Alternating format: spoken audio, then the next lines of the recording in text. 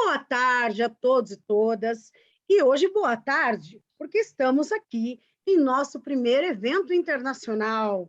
Então, efetivamente, a Unifaesp Uniensino, eu, Thaís Martins, coordenadora do curso de Direito, em nome tanto da universidade, tanto da faculdade, quanto dos meus grandes alunos e alunas e convidados, aqui estou a saudar o professor Anastásio, que vai se surpreender em que eu tenho alguma coisa que vem da África, que é um rinoceronte. Porque aqui, professor Anastásio, somos família rino, somos família rinoceronte, porque somos fortes, somos teimosos, somos persistentes, somos resistentes, e razão pela qual esse é o animal que escolhemos para nos representar. Então, é com uma honra, com uma felicidade efusiva que eu cá o recebo em nome da instituição, em nome dos meus alunos, porque ter uma pessoa com o seu conhecimento, com a sua distinção, é motivo de honra, é motivo de júbilo, e certamente vamos comemorar esse fato durante muito tempo. Tá? Antes de apresentá-lo, meus avisos paroquiais a todos meus queridos alunos, alunas, meus convidados, que nós temos aí, do ladinho ali no chat, vocês vão colocar para emissão de certificados, nome completo, turma, ano, curso, tá? Por quê? Porque isso facilita a emissão dos certificados em nome da faculdade, está bem? O nosso procedimento será feito da seguinte forma: o professor Anastásio fará a sua apresentação, fará a sua exposição, ao final nós abriremos para as perguntas. Qualquer dificuldade que os senhores e senhoras tenham, por gentileza, meu WhatsApp está à sua disposição e ele está aqui na minha mão, certo? E mais uma coisa, por gentileza, deixe os seus microfones desligados para que nós não venhamos a perder absolutamente nenhuma filigrana, nenhum momento dessa grande fala que por agora vai se iniciar. Combinados estamos? Espero que sim.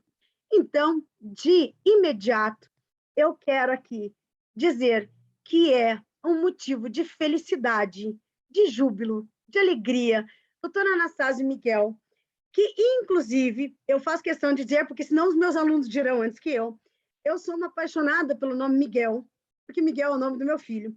Temos um autor aqui no Brasil que muito me apraz, que se chama Miguel Reale. Então, aqui estamos em família, né? Geralmente o Miguel é aquele que sabe, que conhece e é um arcanjo divinal. Então, eu tenho certeza que a sua visita em nossa casa será um momento divinal para todos nós. Eu realmente estou muito feliz, muito contente em ter essa possibilidade, porque efetivamente eu estou aqui sonhando com os meus alunos.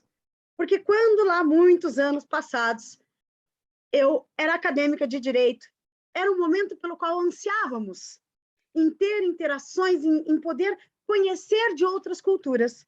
Então, esse momento, poder oferecer isso aos meus alunos, através da sua ajuda, através da sua gentil participação, lembrando a todos e todas que o fuso horário dá uma diferença de 5 horas, então o professor já está em seu horário de descanso, mas ele está aqui tão gentilmente para contribuir conosco. Eu nem ousarei apresentá-lo, porque eu sei que ele faz isso de uma maneira lindíssima, nós quebraremos esse protocolo, visto que a fala dele é muito humilde, apesar de ter um currículo, senhoras e senhores, que é efetivamente mais do que digno de nota.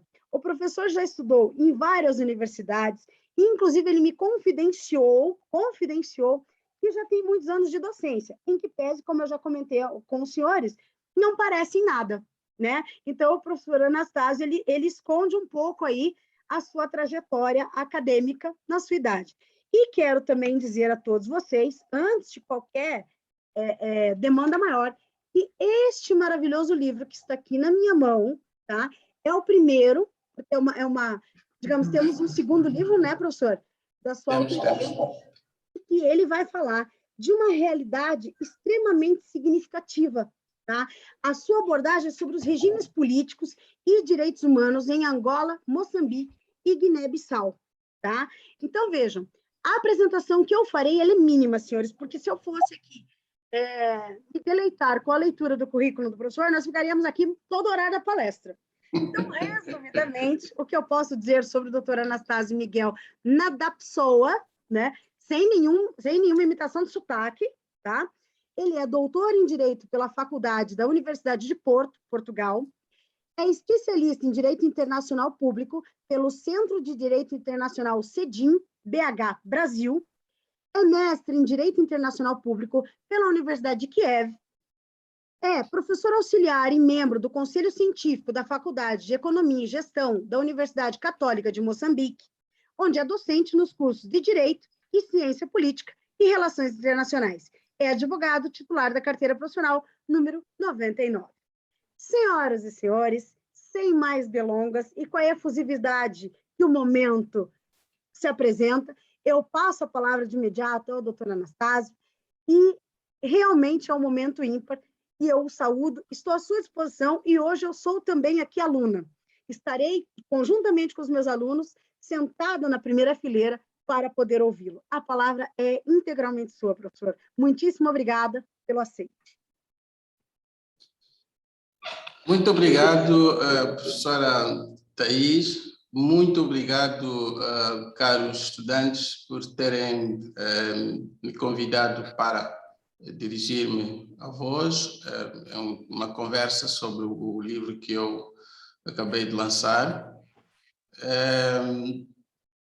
Eu, na verdade, só tenho a agradecer à professora Thais por esta honra que me dá de estar aqui convosco. É uma oportunidade ímpar poder partilhar aquilo que é a minha visão já transformada em livro e vamos muito resumidamente poder levar até vós as principais incidências então deste livro. Quero também segredar-vos aqui que eu conheci a professora Thais através de uma interposta pessoa, que é a professora Isabela Coutinho, ela que está na Rondônia, onde eu estive há coisa de 3, 4 anos atrás, se não estou errado, e tive a grata felicidade de conhecê-la e travarmos então uma relação que vem durando até hoje. E então temos a professora Thais como uma amiga comum e temos estado a dar-nos lindamente. Como resultado temos esta interação hoje e espero que venha a ocorrer da melhor maneira possível. Como sabem, eu estou num país com muitas dificuldades. Moçambique é um país muito pobre, com muitas limitações, mas esperemos que as tecnologias não nos traiam, não haja nenhum corte de energia, não haja nenhuma quebra de internet, não haja nada disso e que nos próximos minutos tudo corra bem e possamos efetivamente eu poder levar até vós a informação que eu preparei. Eu tenho algumas apresentações em forma de PowerPoint, portanto, em slides, que vos vão ajudar a compreender melhor aquilo que eu vou já de imediato explanar. Então, professora Thais, eu vou passar já, então. Perfeitamente, professor, fique à vontade. Estamos aqui acompanhando. Conseguem ver, visualizar o texto? Sim, perfeitamente. Perfeitamente. Então, o tema do meu livro é regimes políticos, direitos humanos em Angola, Moçambique e Guiné-Bissau. E eu faço isto numa perspectiva comparada. Desculpa interrompê-lo, se o senhor quiser dar um F5 para ficar a tela cheia, fica perfeito. Deixa-me ver só. Mas se não der também, está perfeito. Estamos a ver todos, sem problema nenhum. Sem problemas. Sim, eu daqui não consigo aumentar sem mais problema, esta tela. Seguimos assim. Ok, pronto. Então,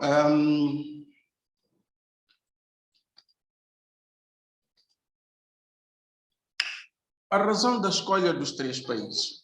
Por que eu escolhi estes 3 países, Angola, Moçambique e Guiné-Bissau?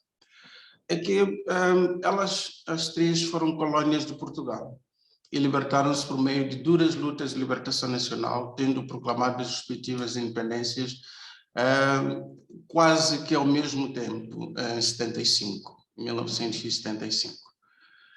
Depois, os 3 países são de expressão portuguesa, como sabem. Eles falam português. Não é um português, não é um português muito fácil de ser percebido pelos brasileiros, porque é um português mais próximo de Portugal do que do Brasil. Mas nós facilmente nos entendemos, porque a base da língua é a mesma, com a diferença de sotaques. Então, esses 3 países são da mesma expressão, a expressão portuguesa, e eu os analiso em perspectiva comparada por serem dotados de raízes históricas e culturais comuns, como também são-lhes comuns questões como, infelizmente, a corrupção, a má governação, os conflitos armados, a instabilidade política e a autocracia civil e militar. Do ponto de vista científico, esta obra tem enquadramento nas áreas de direito internacional público, direitos humanos, direitos fundamentais e ciência política. Com este livro, eu pretendo consolidar visões e promover a adoção de medidas e políticas harmoniosas e exequíveis em matéria de direitos humanos, tomando como ponto de partida a cooperação prevista nos tratados da SADC e da CEDEAO. Eu explico. A SADC é a Comunidade de Desenvolvimento dos Países da África Austral e a CEDEAO é a Comunidade de Desenvolvimento dos Países da África Ocidental. Portanto, são comunidades subregionais em um mesmo continente africano. Então, a cooperação a que eu me refiro é intracomunidade, tanto da SADC e da CEDEAO, nas áreas de desenvolvimento social e humano, assistência social, informação, cultura, política, diplomacia, relações internacionais, paz e segurança. O meu livro está dividido em 4 partes. A parte 1, que aborda o traçado constitucional e os regimes políticos angolano, moçambicano e guinense, é constituída por 4 capítulos. A parte 2, que versa sobre a aplicação dos direitos humanos na África lusófona durante as transições democráticas, é composta por 2 capítulos. A parte 3, que trata da recepção e incorporação das normas internacionais relativas aos direitos humanos nos 3 países lusófonos, também compõe-se de 2 capítulos. E, finalmente, a parte 4, que trata de integração regional em matéria de direitos humanos e implicações nos direitos internos dos 3 países em estudo. No título 1 tem 2 capítulos e no título 2 tem 5 capítulos.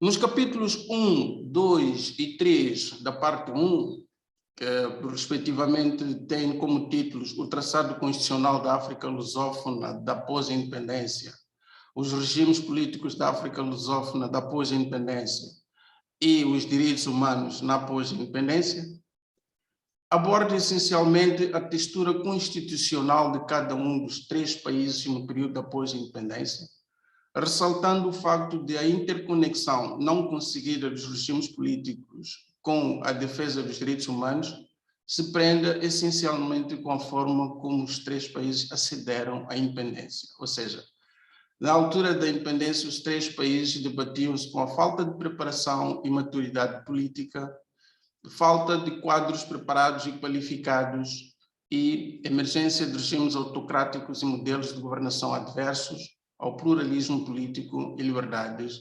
fundamentais.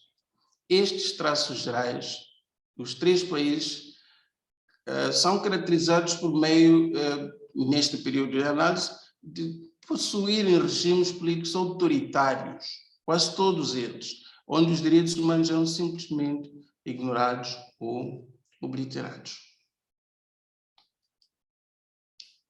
No capítulo 4 da parte 1, que tem como título Implicações de adesão tardia aos instrumentos internacionais de direitos humanos, eu faço perceber aos leitores o facto de que a maior parte dos países africanos recém-independentes, naquela altura, estamos a falar ainda meados da década de 70, década de 80, até mais ou menos finais dessa década de 80, a maior parte dos países africanos nessa altura atribuíam eu acho que em certa medida continua até agora a atribuir um caráter sacro às questões relativas à sua soberania, ou seja, à exacerbação da questão da soberania do Estado.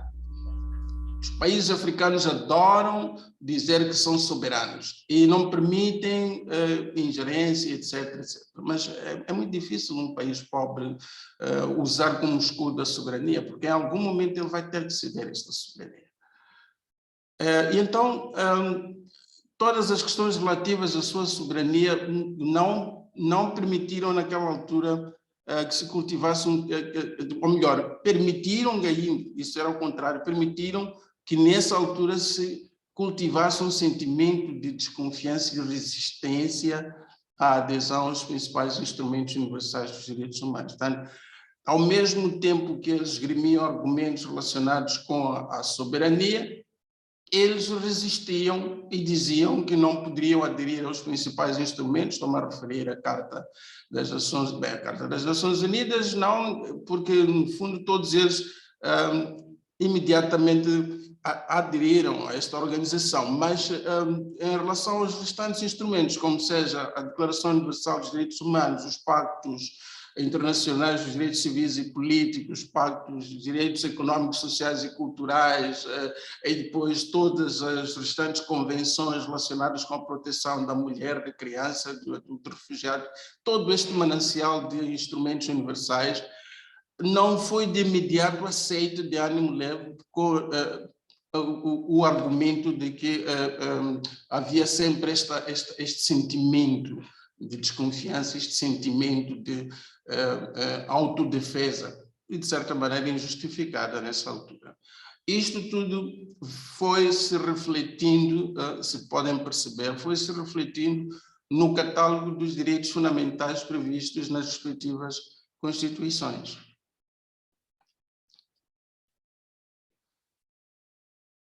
O primeiro capítulo da parte 2, que tem como título Transições Democráticas e os Direitos Humanos, aborda questões que têm a ver essencialmente com as mudanças democráticas iniciadas na década de 90. Como sabem, no início da década de 90, nós assistimos ao fim da Guerra Fria e o colapso da União Soviética e, portanto, os Estados Unidos passaram a ser a única superpotência a controlar basicamente o mundo. Mas também aconteceu que estes três países perderam seu principal aliado, que era a ex-União Soviética. Nesta altura, assistiu-se à aprovação de novas constituições democráticas com um rico catálogo de direitos fundamentais, que veio pôr fim a uma série de situações desagradáveis, como, por exemplo, o fim do sistema de partido único, depois, quer dizer, o fim do partido único significou automaticamente a introdução do pluralismo político e a possibilidade de realização de eleições livres, periódicas, mediante voto secreto, a introdução da separação e independência de poderes, bem como a abertura do espaço para o exercício de todos os direitos fundamentais previstos na Constituição. Com isto tudo, obviamente, os direitos humanos saíram a ganhar.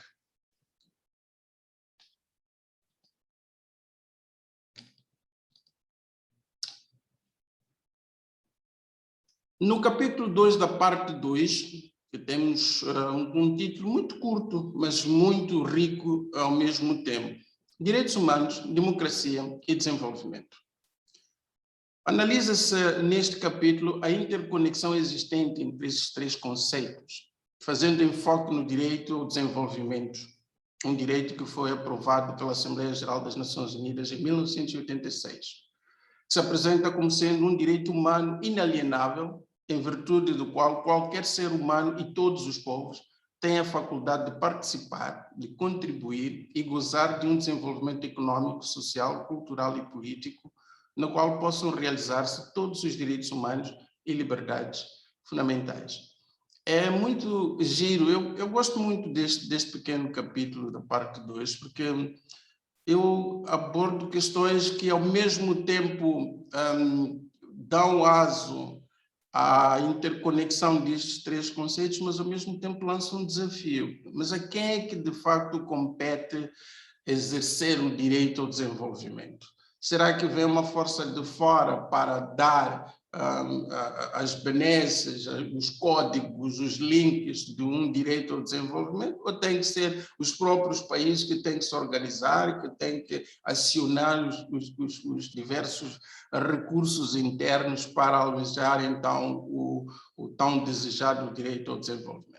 E depois chegamos a tristes conclusões, que é, por exemplo, fomos colocando objetivos do milênio, que agora são objetivos de desenvolvimento sustentáveis, que nunca chegaram a ser alcançados. As razões são várias e são sempre as mesmas. Culpamos terceiros, culpamos imperialismo, culpamos globalização, mas nunca dizemos que temos problemas como a má governação, a corrupção, enfim, o clientelismo, todos os males de que enfermam a maior parte dos nossos países em desenvolvimento. Isso nós nunca dizemos.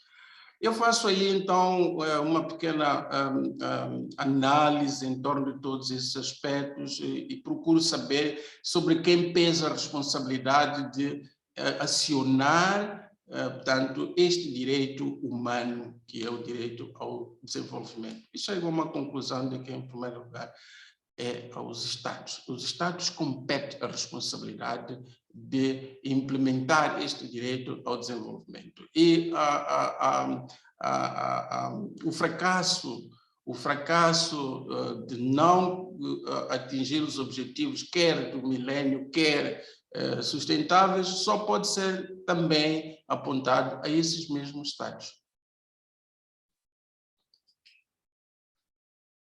Os capítulos 1 e 2 da parte 3 são relativos à incorporação das normas dos direitos humanos nas ordens jurídicas internas dos países lusófonos e o modo de aceitação e recepção dessas mesmas normas. Caros estudantes, aqui nós estamos a falar de fundamentos de direito internacional. Eu não sei se vocês já tiveram esta cadeira, e se já passaram por aí, mas é algo que até hoje eu não consigo acreditar que tenha escrito isto de forma como deve ser, porque é mesmo muito pesado. Mas, ao mesmo tempo, também é uma coisa muito lógica, em termos de, olhando para a Constituição de cada país, há sempre um artigo que faz a recepção do direito internacional no seu direito interno. E, a partir daí, então, definir em que moldes ele o recebe. Se o recebe de forma plena, de forma condicionada, ou se há lugar a uma transformação. E isto depois tem a ver com a análise segundo a qual se o país, nesse dado momento, dá primazia ao direito internacional ou ao seu direito interno. Naturalmente que nos tempos atuais já não faz muito sentido apegar-se à tese do monismo do direito interno, porque é quase impossível viver sobre esse prisma. Todos nós sabemos que a primazia do direito internacional é a que vinga neste momento. O que importa agora estabelecer é em que medida cada Constituição aceita, recebe e faz a devida incorporação no seu direito interno. Portanto, é isto que eu faço em relação a estes 3 países nos capítulos 1 e 2 da parte 3.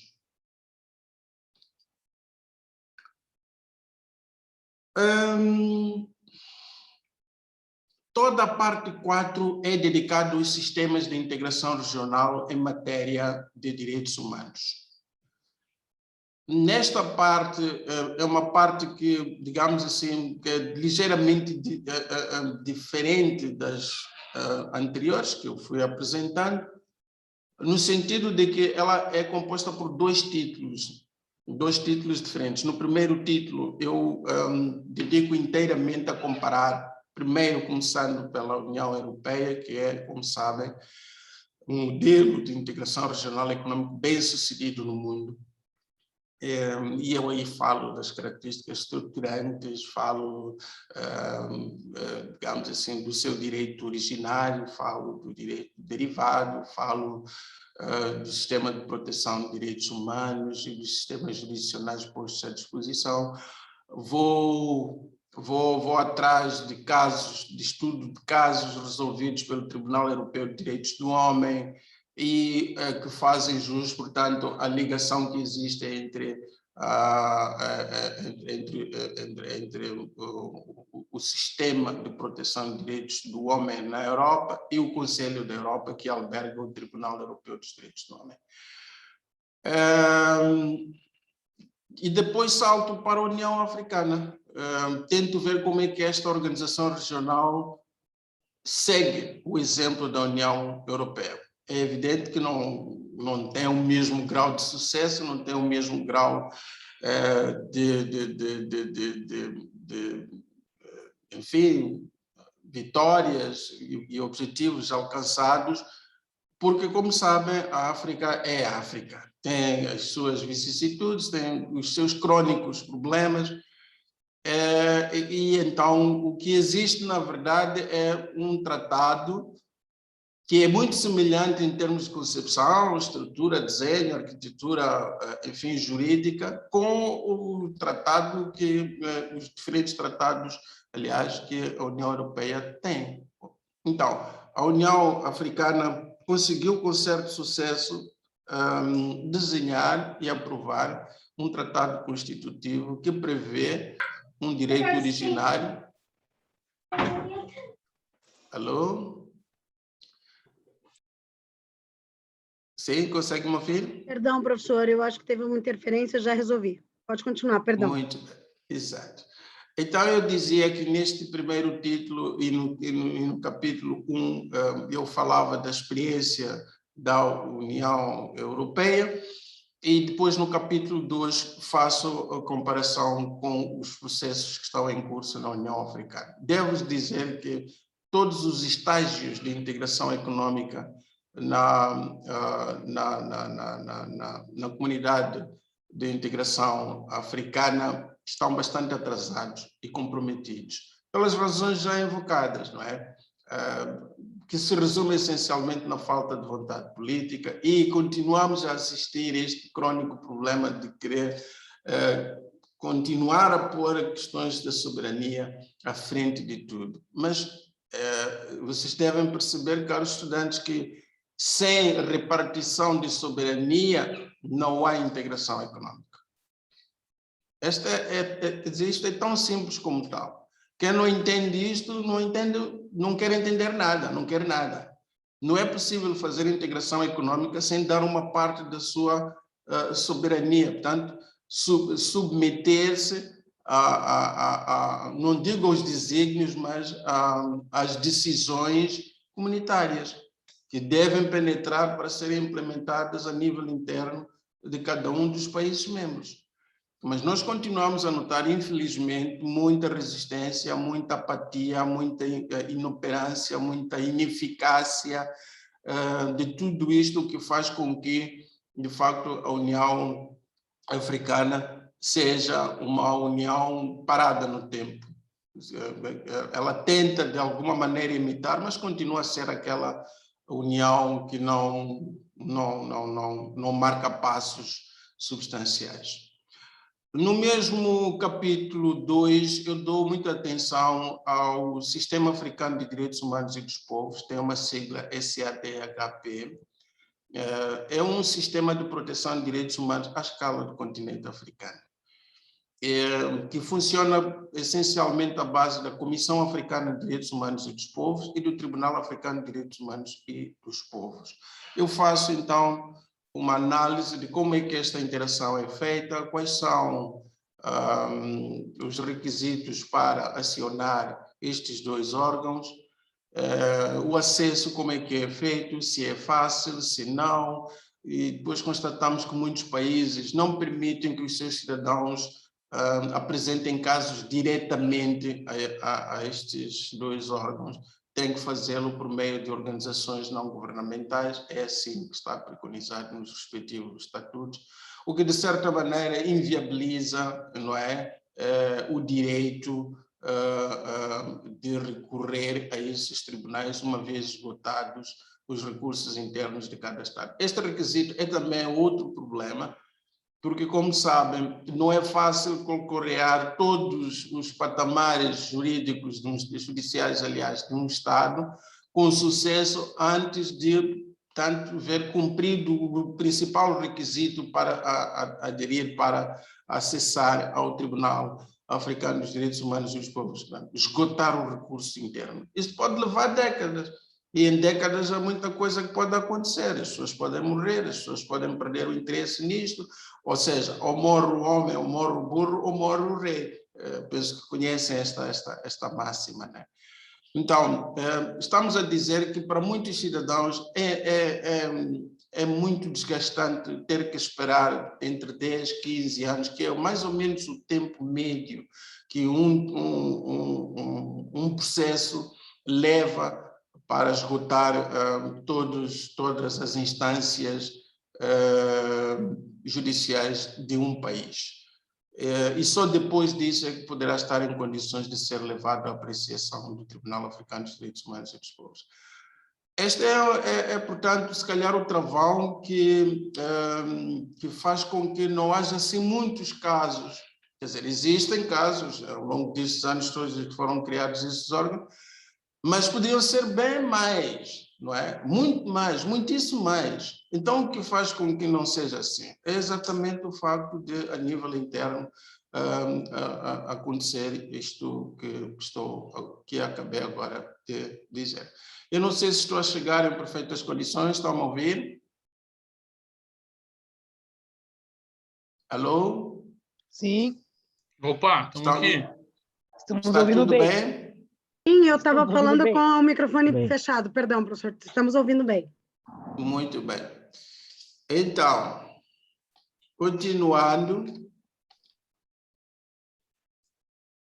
o título 2, por o sinal mais extenso que o primeiro, contempla 5 capítulos. No capítulo 1 e 2, eu, como autor, analiso os países em estudo, tanto Angola, Moçambique e Guiné-Bissau, no contexto das respectivas comunidades de integração subregionais. Portanto, primeiro vimos a comunidade de integração à escala de toda a África.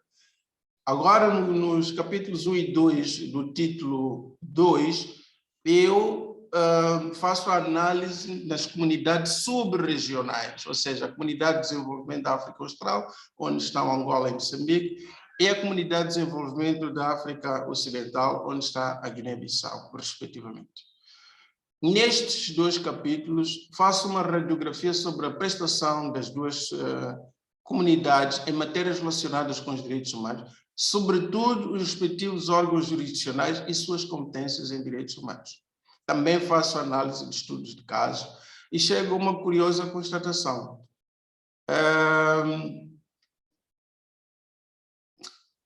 Os tribunais destes 2 órgãos, fundamentalmente da SADC, são uma preocupação mais para o jeito de vergonha.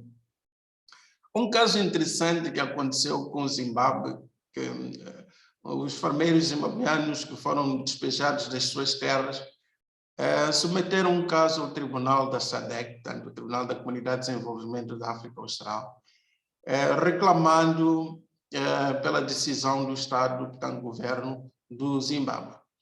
O tribunal analisou este caso e decidiu a favor dos farmeiros, condenando o Estado do Zimbábue.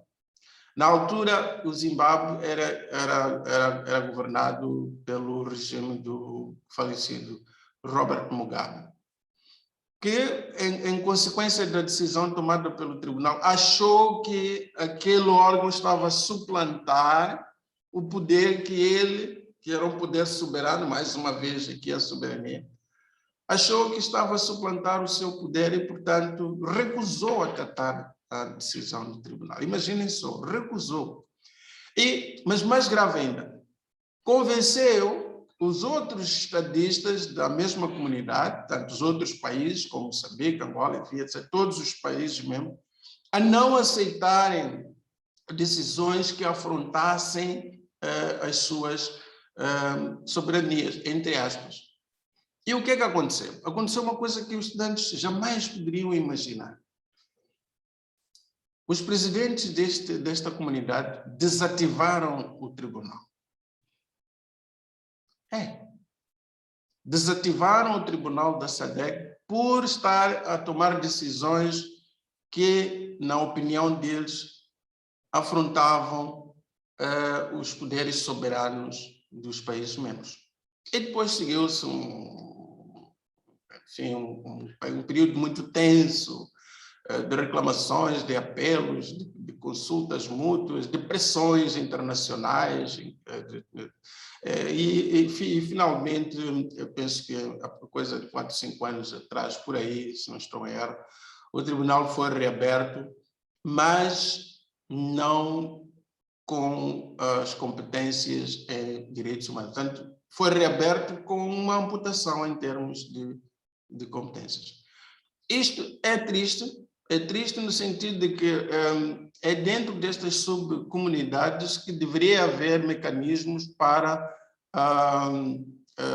monitorar, avaliar, pressionar os Estados a cumprirem com os direitos humanos. E é justamente dentro desses dessas comunidades subregionais que acontecem coisas tristes como essas. E o que é que vocês pensam que vai acontecer, então, dentro de cada um dos países? Não é? Então, nestes 2 capítulos, eu faço uma avaliação da prestação dos órgãos comunitários e nacionais vocacionados à proteção e à defesa dos direitos humanos. E, naturalmente, a constatação a que chego é negativa.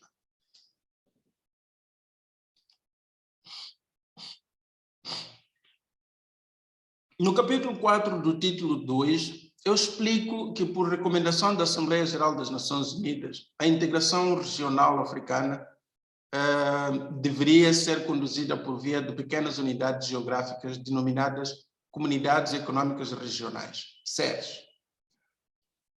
Isto por quê? Porque o facto de o continente africano ser muito extenso geograficamente, é um continente com 52 países, imaginem só, 52 países. É muito difícil conduzir uma integração econômica com um elevado número de países como estes.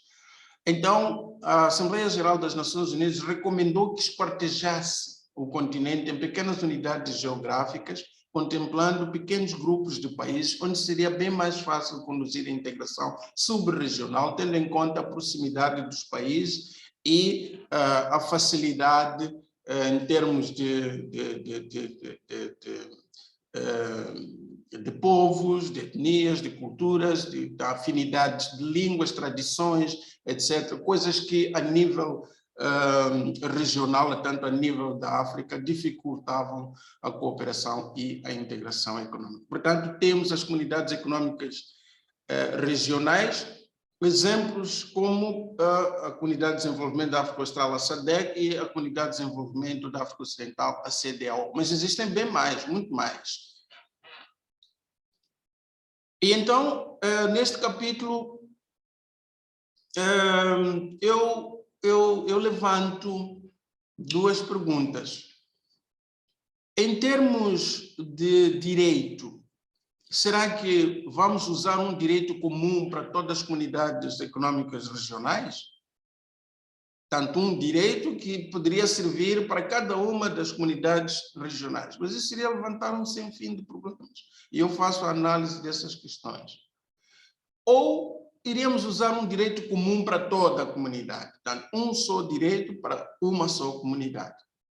E a conclusão a que eu chego é que esta segunda questão é a que deveria prevalecer, porque é mais fácil, isso evitaria o chamado fórum shopping, ou seja, o cidadão, ao ver esgotados os seus recursos internos, não teria que estar à procura de um tribunal, de uma SER, para meter o seu caso. E, naturalmente, aí iriam pesar questões como qual seria o tribunal mais expedito, qual seria o tribunal com quadros mais qualificados, enfim, uma série de situações, em detrimento, se calhar, do tribunal da comunidade a que ele pertence.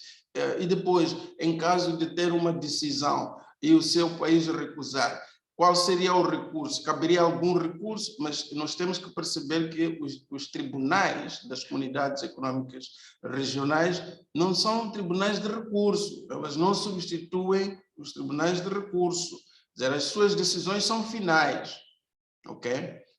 Então, todas essas situações são levantadas neste capítulo.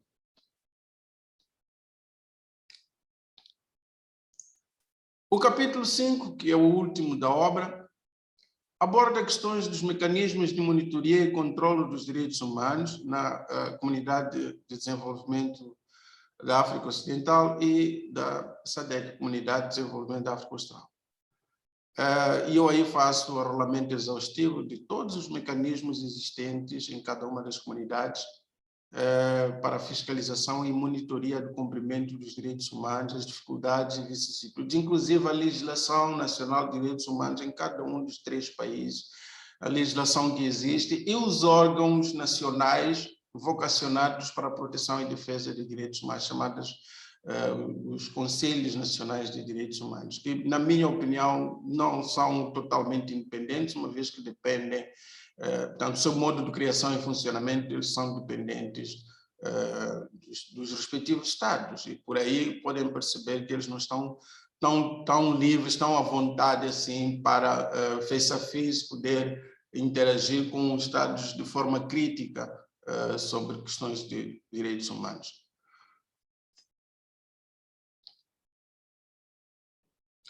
Nas minhas conclusões, eu chego, em resumo, que são várias conclusões, chegam a muitas conclusões no livro, mas eu escolhi algumas que eu quero partilhar aqui convosco, e depois os que se decidirem a ler o livro poderão depois familiarizar-se com as restantes. Mas, basicamente, para mim, resumo as conclusões do meu livro no seguinte. Em primeiro lugar, as independências políticas dos países africanos, incluindo os 3 países lusófonos, cultivaram regimes políticos autoritários que contrariavam a essência das lutas que travavam pela sua libertação independente. Quer dizer, por um lado, os países lutavam pela autodeterminação, contra a subjugação, contra a opressão, contra a humilhação, contra o colonialismo, contra a apropriação dos seus recursos, lutavam para que fossem livres, para que fossem donos das suas terras, para que fossem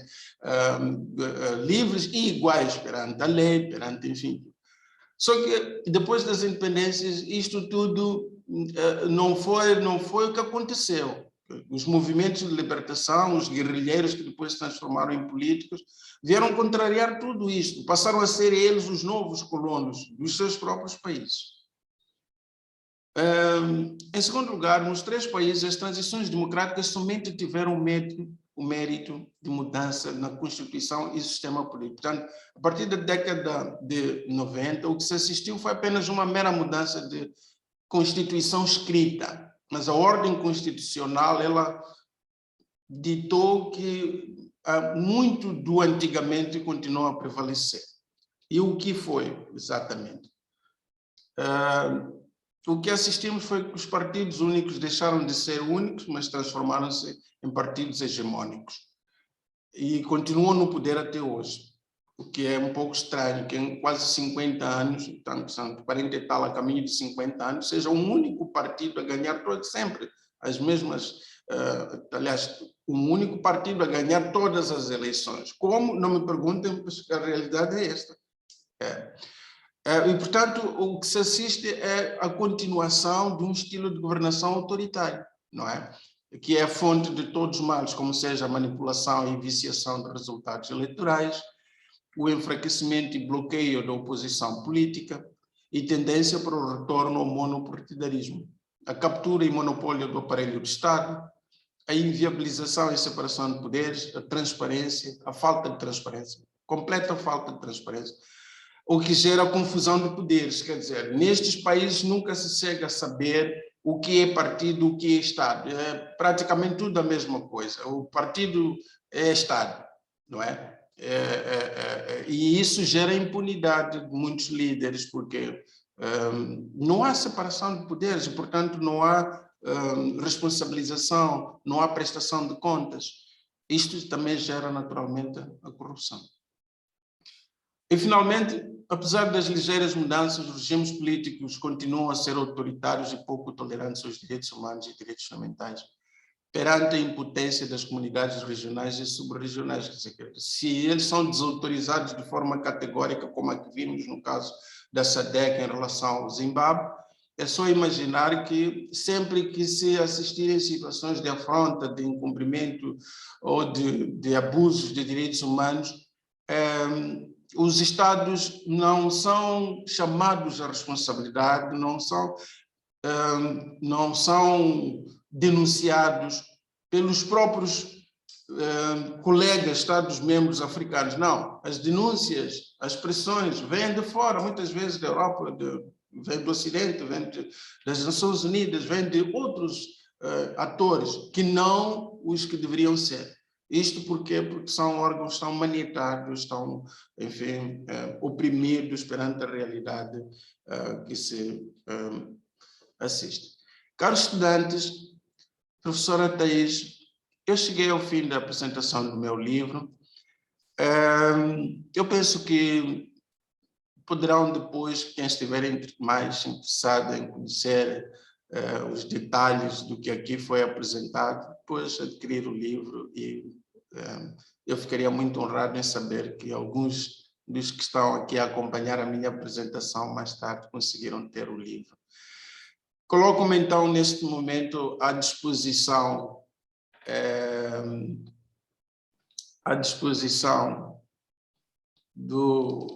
das vossas perguntas para responder, enfim, querendo alguma pergunta, observação, etc. Obrigado a todos. Professor, estamos aqui em êxtase com a sua apresentação. Efetivamente, é um momento ímpar para nós, de toda sorte, visto que uma fala desse porte, com esse gabarito, não é todos os dias que nós podemos ter, essa vantagem, né? Deixa eu só colocar aqui para vocês nos verem aqui. Vejamos se eu consigo. Aqui, admitir mais uma pessoa. Só um minutinho, professor. O comando aqui me traiu um pouquinho. Só um minutinho. Aqui. Muito bem. Então, eu quero, sobremaneira, parabenizá-lo pela fala, dizer que são conteúdos que talvez, realmente, eles não têm ainda o conteúdo de direitos humanos, tá? Eles estão aí caminhando para o 7º período, e essas disciplinas, elas caminham muito mais no final do curso. No entanto, se me permite uma partilha aí, essencialmente significativa para mim, visto que eu sou doutoranda em direitos humanos, né? Ou melhor, perdão, em direitos fundamentais e estudo direitos humanos. Mas, honestamente, como eu sempre digo aos meus alunos, nós nunca sabemos tudo. A realidade de Angola, Moçambique, Guiné-Bissau nos é ainda obscura. Me lembro ainda que, como o senhor deu datas, né, professor? O senhor é danado, o senhor aí pontuou algumas datas. O senhor vai aí acabar a dizer algumas questões de idade, né? Reveladoras, inclusive. Mas lá, os conflitos, muitas vezes os nossos alunos, em geral, sejam eles acadêmicos de direito ou de quaisquer outros cursos, o que ficou muito patente para nós em termos de conflitos de África, esse contexto africano, são os conflitos entre Burundi, né? Não me recordo dos dois nomes, Ruanda e Burundi, que efetivamente foram estudados aqui por nós na época, mais ou menos, dos anos 90, 95 a 97, basicamente, se eu não me equivoco. O senhor, por gentileza, aqui o senhor é o PhD da área, por gentileza, não permita que eu cometa nenhum equívoco. Então, é uma realidade de um conflito entre dois grupos, né?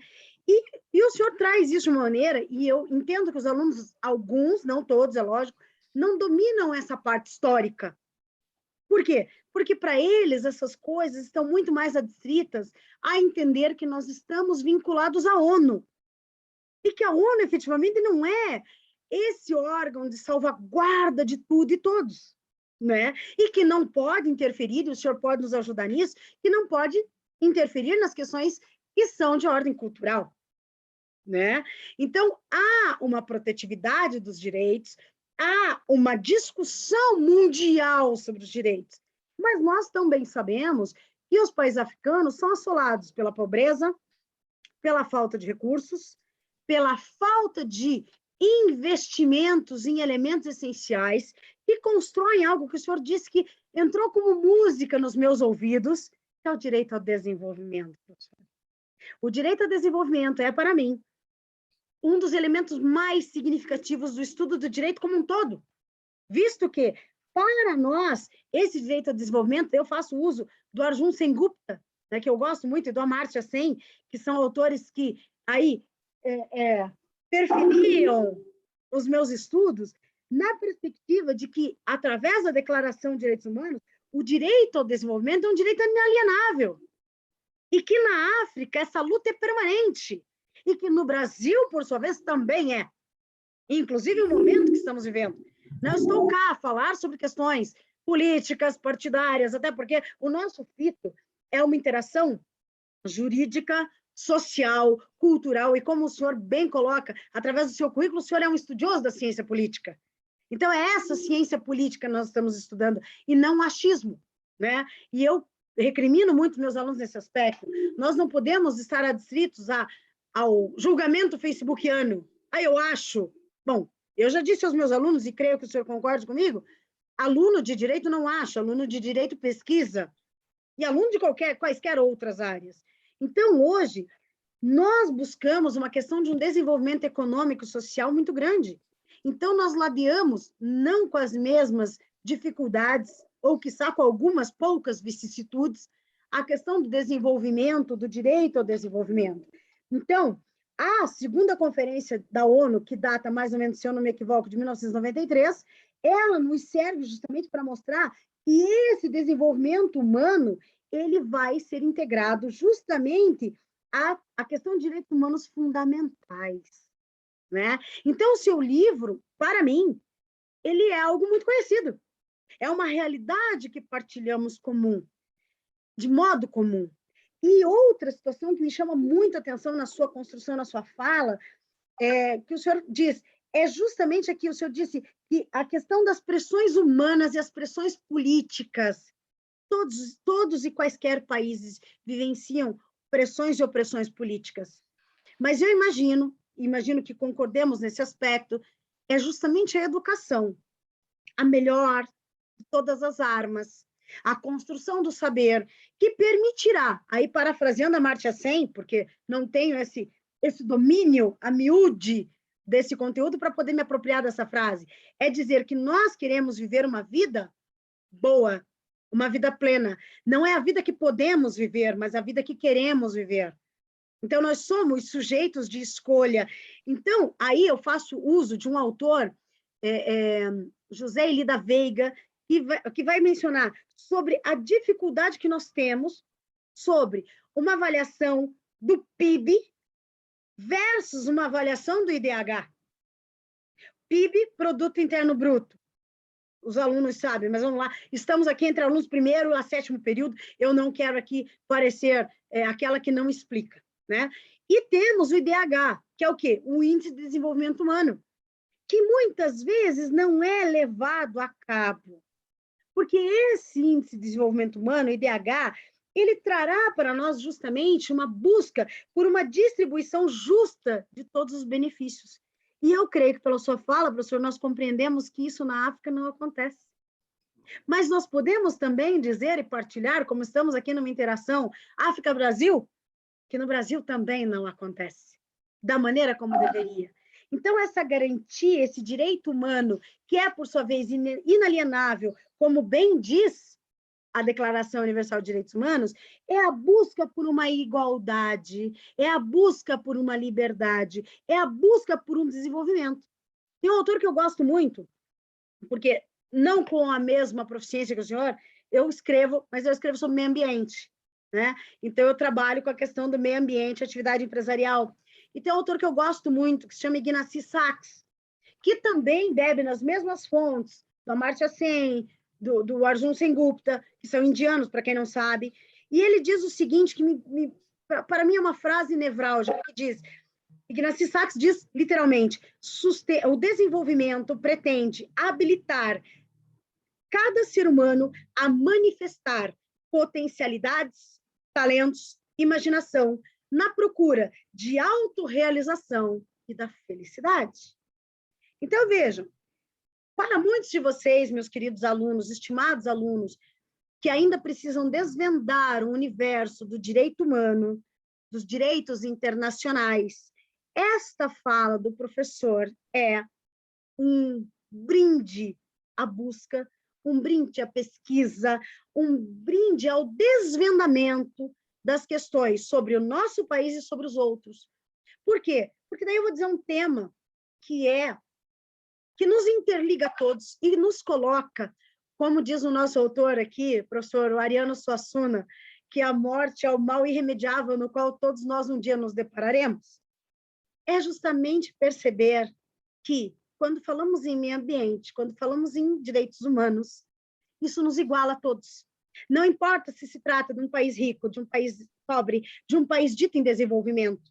Eu sou alguém que estuda há muitos anos e eu continuo ouvindo que o Brasil é um país em desenvolvimento. Esse desenvolvimento não chega como deveria. E também gosto de estudar, e como conversamos antecipadamente, sou uma curiosa das questões da África, por isso digo que esse nosso encontro é um encontro de almas, né?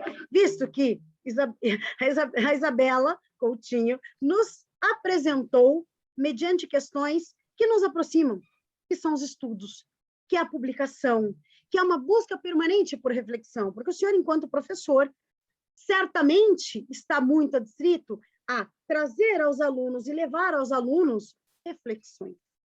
Nós, enquanto escritores, enquanto professores, não somos donos de nenhuma verdade, não nos apropriamos dessas verdades. Somos, sim, pesquisadores e pessoas que buscam o equilíbrio da comunidade. Aí o meu viés, as pessoas sabem que eu sou uma pesquisadora da área do direito, mas eu transito um enamoramento com a psicologia.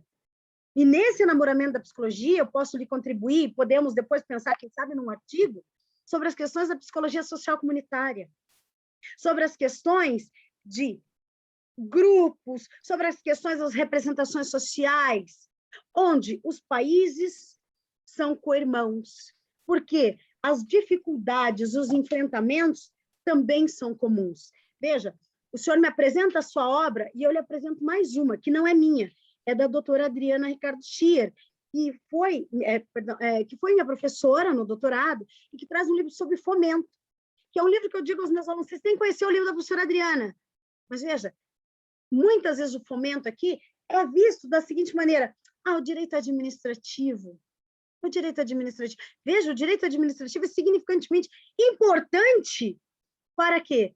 Para que uma administração de qualidade possa cuidar das questões hídricas, das questões de energia, da questão de distribuição sobre as políticas públicas. Então, veja, eu quero que os senhores e as senhoras percebam que o tema que o professor traz é gigantesco e que se comunica diária e continuamente com o nosso país. Ele não veio cá a falar sobre as questões do país dele, não, sobremaneira. Ele fala de realidades que são conhecidas e desvendadas no país dele, mas que diretamente têm interferência para com o nosso, e que nós podemos repensar a nossa realidade a partir da realidade do professor. Então, veja, não é meu fito aqui atravancar a palestra, porque hoje a fala é do nosso convidado, mas essas reflexões, para mim, são pertinentes, são significativas e são essenciais. Por quê? Porque se nós não compreendemos o mundo no qual estamos inseridos, no qual estamos ligados, infelizmente, pouco nos servirá a pesquisa. E, enfim, fazendo uma pergunta de uma forma singela, professor, eu gostaria que o senhor nos dissesse sobre a perspectiva de um professor, um pesquisador, que trabalha esse regime político dos direitos humanos. O senhor crê, no seu país, que é uma coisa que os meus alunos precisam entender, no seu país, como funciona o respeito, o cumprimento da Constituição? Como é que isso funciona? E eu estou fazendo uma pergunta acadêmica, justamente porque estamos aqui num debate acadêmico, e os meus alunos, como são de primeiro a sétimo período, ainda não são conhecedores profundos de elementos da aplicação constitucional. Eu gostaria que o senhor nos brindasse com uma colocação singela, como se fosse uma aula, desculpe a repetição, a respeito da aplicação da Constituição no seu país, como ela funciona e como ela se depara em relação aos direitos humanos. Obrigada. Obrigado, professora Thais. Eu, de facto, apreciei bastante a sua intervenção de há pouco e vi que é uma pessoa com um vasto saber, multifacetário. É impressionante como consegue fazer a interligação em áreas transversais, enfim. Isto tudo, de facto, não é, aqui no meu país é difícil encontrar, por exemplo, pessoas que têm esta facilidade de comunicação.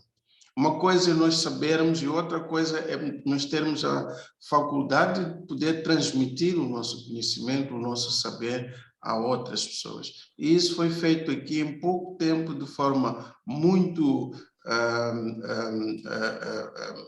feliz, uma forma muito linda de comunicar. Vê-se que é uma professora nata. Então, Fico muito honrada com as suas palavras, guardá-las aí no coração. Muito obrigada. Pois, eu aprendi nestes minutos em que fiquei muito quieto a escutar, quem me dera um dia poder ter um discurso destes. Então, indo diretamente à pergunta que me formulou, como é que é entendida a Constituição em relação aos direitos humanos no meu país?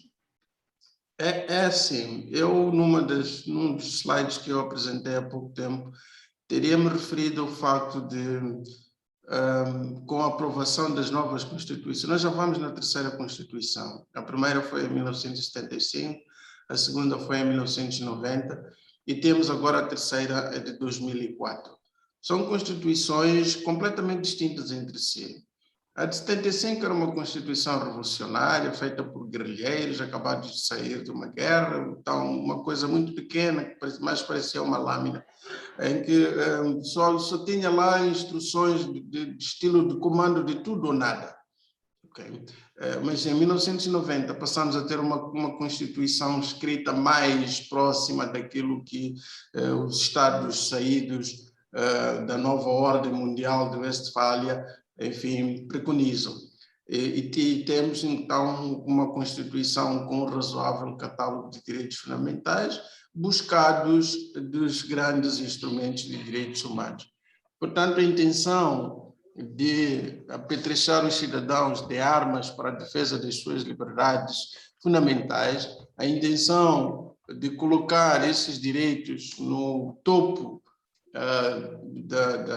da hierarquia da Constituição e municiá-los de garantias constitucionais para a sua realização, estava lá.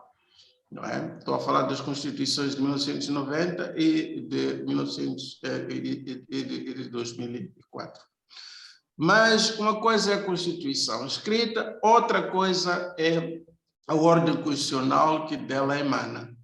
E aqui nós temos problemas. Se nós falarmos a linguagem econômica que a professora Thais usou em determinado momento do seu discurso sobre os conceitos de produto interno bruto e do índice de desenvolvimento humano, nós constatamos que o índice de desenvolvimento humano em Moçambique é extremamente baixo. Resultado de vários fatores, o primeiro dos quais é o elevado grau de analfabetismo. Portanto, há muitas pessoas que não têm um nível de formação adequada. Vamos dizer em palavras mais curtas e diretas.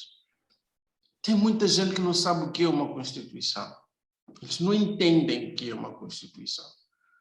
Então, a partir daí, está tudo torto, está tudo mal. Não é possível falar de direitos humanos transformados em direitos fundamentais, porque ele nem sequer sabe o que é uma Constituição. Então é preciso esmiuçar as coisas em pequenos pedaços e dizer-lhe que, olha, você tem direito a isto, você tem direito àquilo, você pode acionar este mecanismo para defender este direito. Enfim, coisas como estas. E aí nós caímos naquilo que chamamos realidade constitucional. Ou seja, temos uma ordem constitucional, aliás, temos a Constituição escrita primeiro, depois temos uma ordem constitucional e temos a realidade constitucional. A nossa realidade constitucional é pobre, é triste, no sentido de que muitas pessoas desconhecem os direitos que lhes assistem. Então, nós temos que lhes explicar que, olha, você, como ser humano, você tem direito a isto, mas como cidadão, você ainda tem direito a isto e mais aquilo. Inclusive o direito de ir ao tribunal para reivindicar a defesa de algum direito que eventualmente tenha sido transgredido, violado, inobservado, etc, etc. Quantas pessoas no universo de um país, o meu país tem neste momento qualquer coisa como 28 milhões de habitantes, e a taxa de analfabetismo anda à volta dos, por aí, 40%. É muito ainda. Mas melhorou bastante, porque na altura da independência o analfabetismo era de 90%. Então, temos que, as pessoas que vivem nas cidades, nas zonas urbanas, são as que são as mais letradas, que entendem alguma coisa, mas dentre elas, apenas uma ínfima parte pode sentar-se a uma mesa e falar sobre Constituição e falar entendidamente sobre direitos humanos, etc. Em resumo, falar de direitos humanos, falar de órgãos que velam pelo cumprimento de direitos humanos, falar das garantias de direitos fundamentais, falar da implementação da Constituição no que tange aos direitos fundamentais, é ainda uma conversa de surdos no meu país. O que é terrível, não, professor? Visto que, quando pesquisamos, quando estudamos, geralmente nos vem, como conversávamos anteriormente à palestra, nos vem uma utopia, principalmente enquanto educadores, de que essa igualdade, de que essa igualdade culminará numa liberdade. Porque, novamente, eu não tenho como não fazer referência a Amartya Sen e as suas teorias da justiça a respeito dessa busca por um lugar, né?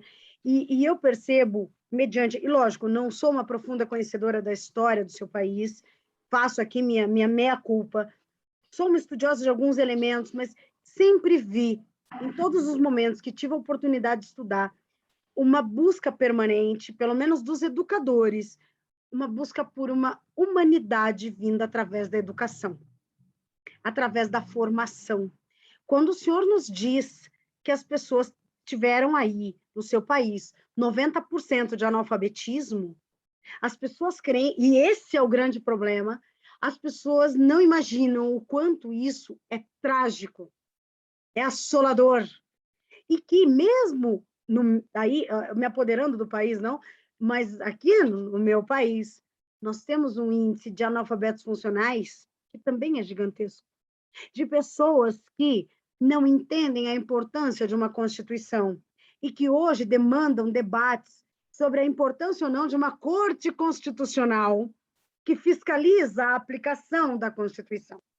Então, veja, é não entender o óbvio, é não entender o básico. Vivenciamos uma disputa sobre A e B, quando, na verdade, não é isso, porque o que está em jogo, se você me permite, a meu entender, é justamente um desenvolvimento que seja sustentável, um desenvolvimento que esteja voltado à proteção tanto do meio ambiente, porque sem o ambiente nós não existimos. Se me permite fazer aqui uma correlação com o seu trabalho, porque eu não tive como não perceber o meu trabalho com o seu. Por isso que eu já, de pronto e publicamente, eu já o convidei para uma interação futura. Porque quando nós falamos da manutenção da vida humana através do meio ambiente, na Constituição brasileira, temos lá o artigo 225, que diz que nós precisamos conservar o meio ambiente para as presentes e futuras gerações. Para mim, isso é direito humano fundamental, né? Por quê? Porque a conservação da vida, a conservação de uma existência, porque estamos muito adstritos, tanto no seu país quanto no meu, às questões econômicas, a questão da exploração econômica. E não é só isso, porque nós temos aí outros contextos. Então, fazendo aí uma troca de informações de país a país, de uma maneira muito singela, é lógico, que não tenho o domínio do saber como o senhor tem, e sou aqui sua ouvinte, quanto mais, O fato é, na Constituição brasileira, nós temos lá, no artigo 170, que trata da ordem econômica e financeira, nós temos como incisos a função social do contrato, a liberdade, a livre iniciativa, o meio ambiente, todos no mesmo elemento. Então, vislumbro que, historicamente, essa evolução transita pela perspectiva do ter e não do ser, né? Que são debates filosóficos que são infindáveis sobre a viragem paradigmática de quem é o sujeito de proteção e de quem é o objeto de proteção. Eu trabalho por esse viés, aí fazendo uma partilha sobre a questão da saúde, porque eu sou uma pesquisadora na área da psicologia da obesidade. Então, percebam, muitas vezes transitamos na obesidade e dizemos, a pessoa tem um problema de saúde. Ok, mas é um problema de saúde que é universal, porque a obesidade é uma pandemia hoje. Não só a Covid-19 é uma pandemia, quanto a obesidade também o é. Aí, daí alguns alunos podem dizer, tá, mas espera aí, na África todo mundo passa fome, então nós não temos problemas de obesidade. Não tem problemas de obesidade, mas tem outros problemas de saúde, que são infindáveis e que não existem, prestem atenção, meus alunos, não existem políticas públicas aptas a essa tratativa. Então, quando nós falamos em direitos humanos, e é isso que eu gostaria que os senhores e as senhoras percebessem nessa nossa interação fantástica, é perceber que meio ambiente, saúde, educação, cidadania são elementos que conjugam os direitos humanos. Tá? Eu recomendaria uma leitura, e imagino que o professor também gosta, do professor Herrera Flores, né? Sobre a questão dos direitos humanos. Tive a oportunidade de fazer um curso na Universidade de Sevilha, justamente através da comunicação com o Instituto Herrera Flores, sobre a questão dos direitos humanos. E perceber que, como falamos em direitos humanos, falamos sobre praticamente tudo, né? Porque estamos falando em voto, estamos falando em política, estamos falando em instrução, estamos falando em educação. E como um país, parafraseando aí Hannah Arendt, cidadania é o direito a ter direitos. E como podemos nós exercer os nossos direitos se quer o conhecemos? Aqui, professor, nós temos, dentro da legislação brasileira, é muito singelo, porque, como eu falei, a fala aqui é para os alunos, né? Não é uma fala só entre professores, mas sim para que os alunos possam compreender. Nós temos aqui o fato do Decreto-Lei 4657 de 1942, que diz que ninguém se escusa de cumprir a lei alegando que não a conhece. Porém, como aqui vamos recriminar num país que o senhor bem sabe, a África é gigantesca, mas o Brasil tem dimensões continentais, né? Então, nós temos diferenças culturais, diferenças econômicas gritantes no mesmo país. E, muitas vezes, um indivíduo que mora, por exemplo, na Amazônia, ou que mora no Mato Grosso, ao se alimentar de um animal que está em processo de extinção, muitas vezes alegará, aí justificado ou injustificadamente, que se alimentou deste animal. Porém, ele diz, não sabia disso. E aí nós temos um problema, porque alguns realmente, como o senhor citou, alguns são desconhecedores, alguns são analfabetos, mas é aqueles que se apoderam, e isso é tétrico, e por ter estudado algo nesse sentido, no seu país e no meu, são imbricadas essas questões, quando o indivíduo alega, eu não sabia, ele sabia, mas ele fez por imaginar que a sua impunidade e que o seu direito sobre o bem-estar de quaisquer outros é superior. Então, nós vemos uma crise que é também ética, é uma crise de valores humanitários. Quando um país, muitas vezes, se crê superior a outro, e nós vencemos isso num processo eleitoral recentíssimo, né? Onde temos dominantes e dominados. Então, me vem à memória, e daí eu gostaria que o senhor nos ajudasse um pouco mais nessa reflexão para os alunos. Vou explorá-lo mais um pouco, professor. Não posso deixá-lo aí a fugir de todos nós sobre isso. Me perdoe, né? Estou fazendo uma exploração, fazendo aqui a meia-culpa, mas fazendo ainda assim, sobre entender, dentro dessa perspectiva, que é gigantesca, o que vem a ser desenvolvimento. De uma maneira singelíssima, o que os alunos estudam, sejam os meus ou os seus, sobre desenvolvimento. Como nós encontramos essa palavra desenvolvimento? como podemos fazer com que ela seja efetiva, que eu imagino que é o viés essencial desse nosso debate. Por favor, a palavra é sua. Professora Thaís, é curioso que no meu capítulo sobre democracia e desenvolvimento, eu abordo, assim, ainda que de forma assim não horizontal, esta questão sobre desenvolvimento, sobre o conceito real do que é o desenvolvimento. E eu faço a distinção de que o desenvolvimento não é crescimento econômico. São duas questões. Portanto, o crescimento econômico faz parte do desenvolvimento, mas o desenvolvimento é, acima de tudo, o acervo que assiste ao homem enquanto homem, que lhe permita interagir não só com a natureza, mas também o faça de forma sustentável para que as próximas gerações deste mesmo homem possam continuar a beneficiar-se daquilo que ele hoje tem como satisfação de modo de vida, de interação com, enfim, as gentes, a sociedade, a política, etc, etc. O desenvolvimento há de ser a conjugação de fatores como a democracia, a participação, o pluralismo, a partilha de recursos de forma igualitária, a criação de condições para que não haja desfazamentos sociais, e depois chegamos aí então à parte econômica, naturalmente, a criação de condições para a satisfação das necessidades básicas dos cidadãos, para que todos tenham o mínimo, para que ninguém passe privações, para que o patrimônio seja comum e gere benefícios de forma igualitária a todos, sem exceção. O desenvolvimento há de ser a combinação de tudo isto. O desenvolvimento há de ser também a forma como as pessoas preparam o seu futuro para que não venha a faltar o que hoje é abundante em determinado país. Temos países como Angola, por exemplo, em que durante 2, 3 décadas fizeram um aproveitamento,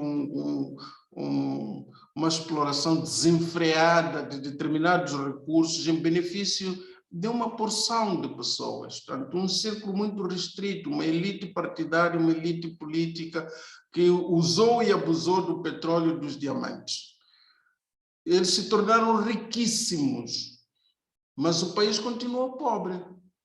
Hoje em Angola temos crianças que morrem de subnutrição, temos hospitais com ruptura de estoque de medicamentos, não existem infraestruturas tais como estradas, pontes, linhas férreas, telecomunicações, enfim, todo este acervo que serve de base para o desenvolvimento de um país. Mas temos pessoas que têm rios de dinheiro, que compram ilhas, que têm jatos privativos, que têm fortunas em bancos suíços e ilhas paradisíacas. A mesma situação que mais ou menos se assiste, mas de forma mais icônica ainda em Moçambique, de um grupo de pessoas que arquitetou uma mega fraude jamais vista na história, não só do país, como no mundo, que é defraudar um Estado em cerca de 2,2 mil milhões de dólares. E depois insistir que este dinheiro fique como dívida pública para que o Estado e o povo paguem, quando na realidade o dinheiro foi para bolsos alheios. Então o desenvolvimento é, acima de tudo isto, empobrecer um Estado à custa dos recursos desse mesmo Estado, mas em benefício de uma pequena minoria. O desenvolvimento não é assistirmos à criação de pequenos bairros de elite numa determinada cidade, ou de importação de modelos de luxo de carros, ou de, enfim, a realização de eventos televisionados para todo o país com show-offs disto e daquilo. O desenvolvimento é algo bem mais profundo, que tem a ver com as aspirações de toda uma camada populacional. O desenvolvimento é, acima de tudo, a satisfação e de interação entre a satisfação das necessidades do povo e o respeito pela natureza, para que essa satisfação se venha a repetir por gerações vindouras. Daí a mudança do termo entre objetivos do milênio e que agora se chamam Objetivos de Desenvolvimento Sustentável. O desenvolvimento tem que ser sustentável, ele não tem que ser a qualquer custo. Ele não tem apenas que agradar as cifras estatísticas. Ele não tem que se basear em percentagens de crescimentos galopantes, que aquilo que o Banco Mundial e o Fundo Monetário estão habituados a fazer, que olha, Moçambique vai crescer este ano a um ritmo de 7%. Sim, mas o que isto quer dizer na prática quando continuamos a assistir um largo segmento da população com os crônicos problemas de sempre? Crianças que nascem e não chegam a viver até os 10 anos, mulheres que morrem na altura do parto, de pessoas que chegam ao hospital e que poderiam salvar-se e que morrem de doenças perfeitamente curáveis. Continuamos a ver crianças a estudar sentadas no chão. Continuamos a ver, enfim, desigualdades de toda a espécie. Então, o desenvolvimento acaba sendo algo que é uma manta curta para uma pessoa comprida. Vamos tapar a cabeça ou os pés? É este enigma sobre o que é o desenvolvimento para países como Moçambique.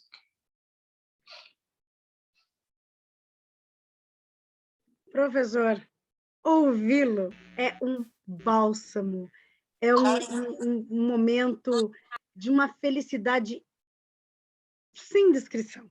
Me permita uma... Eu encontro alguns elementos essenciais que os alunos precisam ouvir. O senhor acabou de dizer coisas que transitam pela leitura de Canutilho, pela leitura de alguns autores que nós usamos muito aqui no Brasil, como o professor Juarez Freitas, que em outro momento de interação gostaria de partilhar alguns textos com o senhor, a professora Adriana Ricardo Schier também.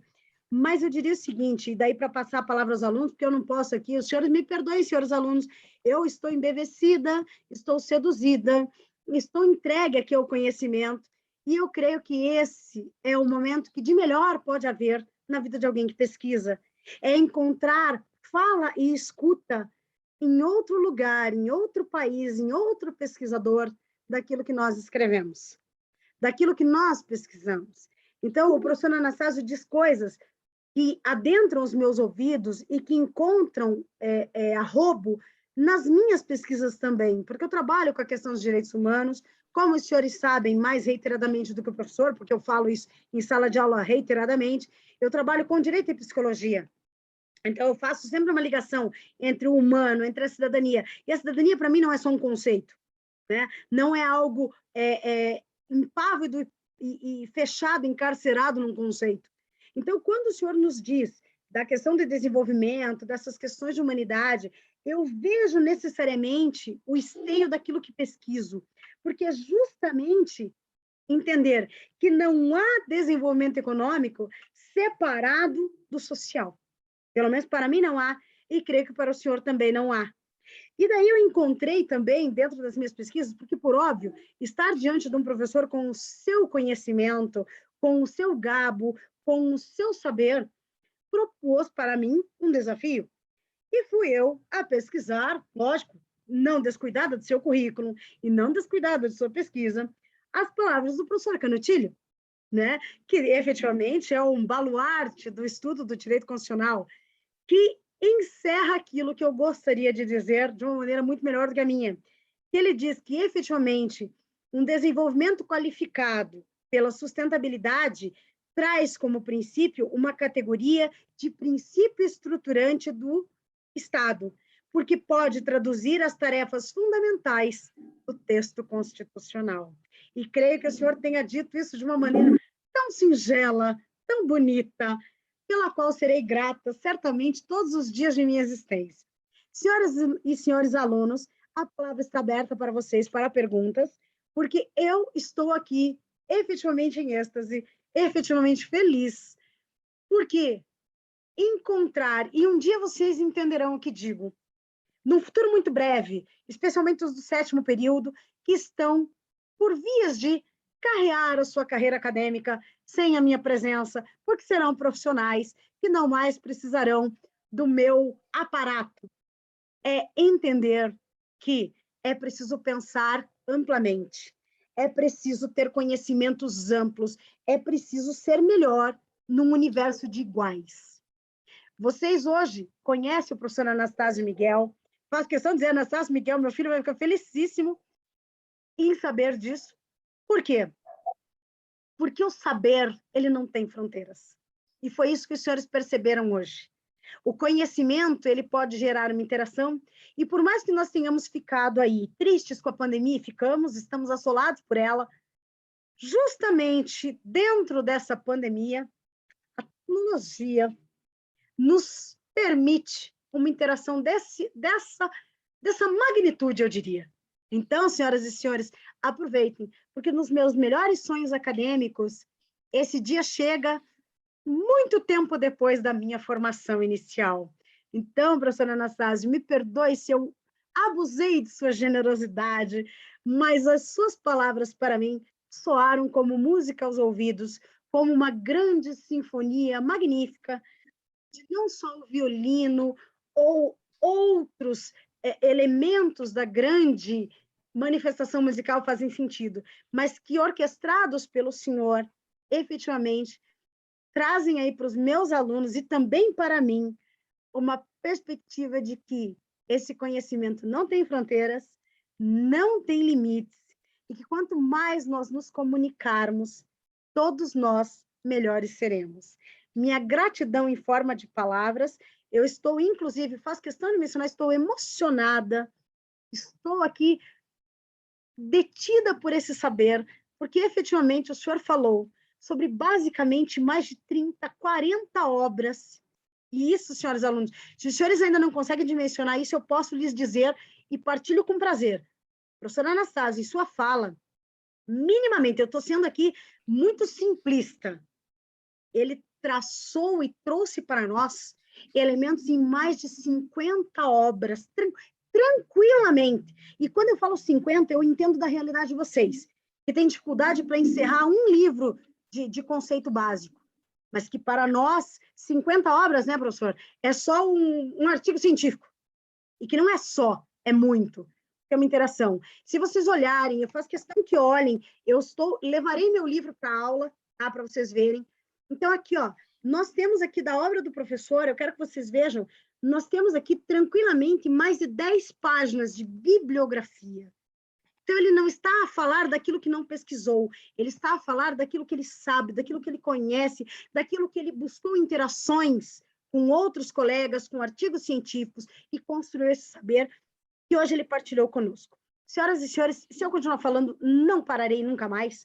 Passo a palavra, eu sei que Belmiro está ali. O Belmiro é um aluno, doutora Anastácio, que é assim, é daqueles alunos que finge que pouco sabe, mas que sabe muito. Tem uma experiência de vida muito grande, é um aluno impertigado, mas é um fingido. É que ele não diz, não, está tudo bem, eu sou tranquilo, está tudo bem, mas é um aluno que pesquisa muito. Sabemos nós que está aí, pediu licença um pouco do seu estágio, do seu trabalho, para poder estar aqui conosco. Belmiro, a palavra é sua. Por favor, nos brinde com ela. Só um apontamento de um filme de Hollywood, Diamante de Sangue, onde tudo que o professor Anastácio falou, do dia a dia ali do pessoal que mexe com o diamante dentro das cavernas e tal, e ele conta a história de um garimpeiro que encontrou um diamante muito grande, e ele escondeu justamente para salvar o filho dele que estava preso, e não o valor do diamante não tinha um valor assim para ele grande por causa do dinheiro, mas sim a vida do filho dele. Então, esse diamante custava milhões, né? Então, ele trocou o diamante pelo sangue do filho dele. Então, fala muito do que o professor falou sobre o desenvolvimento, que o dinheiro traz felicidade, mas o desenvolvimento da pessoa humana, isso é mais importante que tudo. Não sei se o professor assistiu esse filme, Diamante de Sangue. Sim. Acho que é o Leonardo DiCaprio, né? Sim, Leonardo DiCaprio, isso mesmo. Sim. Professor, obrigada, Belmiro, você é um querido. O aluno Jefferson faz a seguinte pergunta, professor. como melhorar a qualidade da educação e da prestação de serviços de saúde e indicadores sociais do seu país? Essa é a pergunta do aluno Jefferson. Ele está no 5º período de Direito. Obrigada, Jefferson, querido. Fiquei sem o som e Oi? a imagem também está em... Me ouviu, professor? Está me ouvindo? Alguns cortes. Melhorei? Olá? Alô? Está me ouvindo, professor?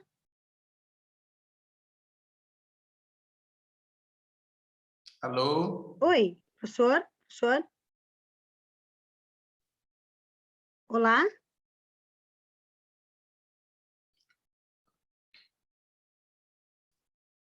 Acho que é a conexão do professor. Eu também imagino que seja. Deixa eu avisá-lo aqui. Sim, agora já está Assim? regularizado. Muito bem, Sim. professor. Não, nós mantivemos aqui. Então, a pergunta do aluno Jefferson, que está no quinto período de Direito, ele pergunta ao senhor o seguinte, vejamos aqui, deixa eu só subir aqui a pergunta. Ele diz, como melhorar a qualidade de educação e da prestação de serviços de saúde e indicadores sociais de seu país? Essa é a pergunta do aluno Jefferson, que está no 5º período de Direito. Sabe, o estudante Jefferson precisava, se calhar, para ter a resposta a esta pergunta, de ser inteirado sobre a realidade do meu país. Nós temos um país como Moçambique que em 40 e tal anos, estamos a falar de 46 anos de independência, em 46 anos de independência, talvez só tenha desfrutado de cerca de 8 a 10 anos de paz efetiva. Tudo o resto foram anos de guerra civil, foram anos de conflitos armados, foram anos de violência armada, foram anos de retrocesso em todos os aspectos, desde a proclamação da independência. Então, é muito difícil, ou se calhar até melhor dizer que é mais fácil perceber que não há desenvolvimento continuado num contexto de guerra, num contexto de segurança humana.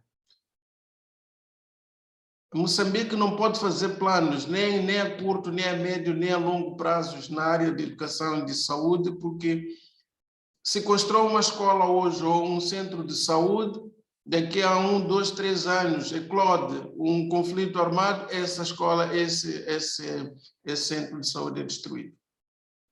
Depois pode até fazer planos, e como tem certeza que tem planos anuais, quinquenais, existem esses planos a nível do governo, são apresentados no Parlamento, são aprovados, e depois o Estado busca meios financeiros para executá-los.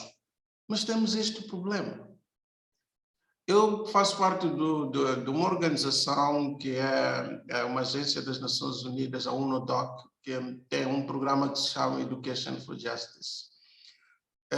E uma das atividades que nos incumbem de disseminar é, de facto, como municiar as pessoas de conhecimentos que lhes permitam participar no desenvolvimento da componente educacional e da componente social. Não vou falar da componente de saúde, porque esta requer uma forte prestação da parte do Estado. Aliás, as duas requerem, mas a educação é algo que pode ser complementado também com uma interação mais a nível das bases. As pessoas podem, enfim, com a ajuda de ativistas, etc. A formação de pessoas pode ser feita fora da escola ou paralelamente. A saúde, essa tem que ser feita mesmo dentro de um centro criado por um Estado, com meios criados por um Estado, com medicamentos científicos produzidos de forma... Vejamos, por exemplo, a questão da Covid-19. Não é possível protegermos, combater, prevenir a Covid-19 sem a intervenção do Estado. O que o Estado faz é, tanto, apetrecher os cidadãos de informação muita informação sobre os perigos, sobre as formas de como se prevenir, de como... Isso sim. Depois cada um saberá tomar as devidas decisões. Existem decisões de confinamento, de enfim, etc, etc. Mas quando a pessoa contrai esta doença, não há como o Estado não entrar para salvar esta pessoa.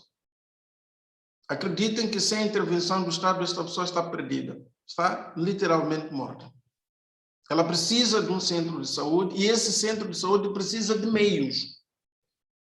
Felizmente já temos as vacinas hoje, então, portanto, é por aí. Portanto, o desenvolvimento da componente de educação depende em forte, portanto, há uma proporção direta entre aquilo que o Estado planifica e os recursos que põe à disposição para o desenvolvimento dessas duas componentes e o desenvolvimento efetivamente esperado que aconteça. Mas há um fosso muito grande entre as duas coisas. O Estado ciclicamente é assolado por situações de violência armada, a segurança humana é posta em causa, há uma ruptura de um ciclo que deveria ser continuado. Nós falamos de um direito humano de realização progressiva. O direito à educação, o direito à saúde, são direitos humanos de realização progressiva. Os Estados em desenvolvimento, como Moçambique, como Angola, são chamados a periodicamente apresentar relatórios que mostrem um crescer em termos de implementação, não só em termos de nível de escolas, como também de formação de professores, a qualidade de ensino, etc, etc. Em termos, tanto na área da saúde, a construção de escolas de apetrechamento, formação de médicos, isto de forma progressiva.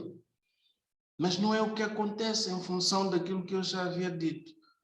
Depois de 4, 5, 6, 7 anos, eclode um novo conflito armado. Temos agora a questão do terrorismo em Cabo Delgado, em que arrasou-se tudo o que, pouco, quando digo tudo é pouco, não é muito, tendo em conta que lá se descobriram jazigos de petróleo que podem desenvolver o país todo, mas seguramente que só estão a desenvolver outras realidades, menos o local que deveria ser beneficiado. Mas eu estava a dizer que o terrorismo chegou e arrasou com tudo. Hoje o Estado tem que reunir esforços para recomeçar de novo, do zero. Então eu pergunto ao estudante Jefferson, de que desenvolvimento quer falar em contexto de um país que está constantemente a subir 2 degraus e a descer 4?